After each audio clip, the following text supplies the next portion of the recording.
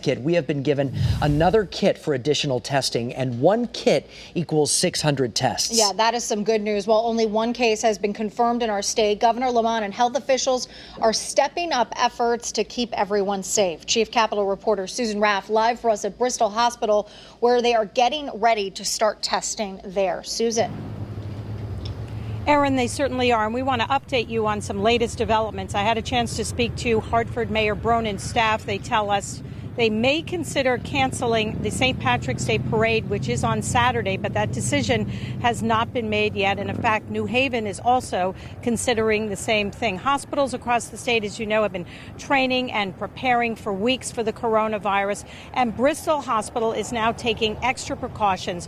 What they're planning on doing is having 4 trailers outside the hospital, hopefully next week.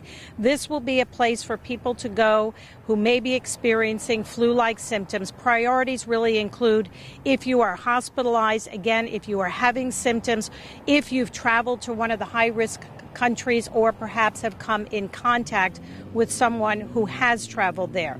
Governor Lamont says it is encouraging at this point only one case, but we cannot risk anything at this point. As for these tests, they are very critical. Connecticut wanted another kit. It does provide 600 additional tests, and right now only doctors can give those tests.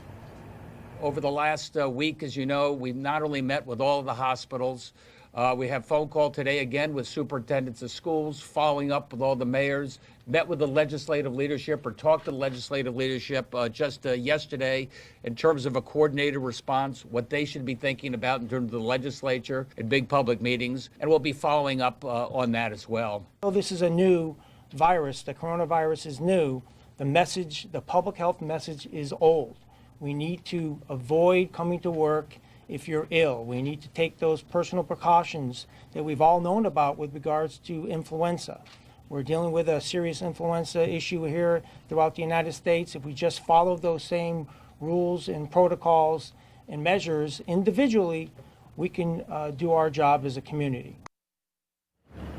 Governor Lamont is also putting additional measures in place. Today, he is calling for a ban on travel with state employees. That means anyone who is a state employee cannot go out of state, and he encourages any contractors out of state who want to come to Connecticut.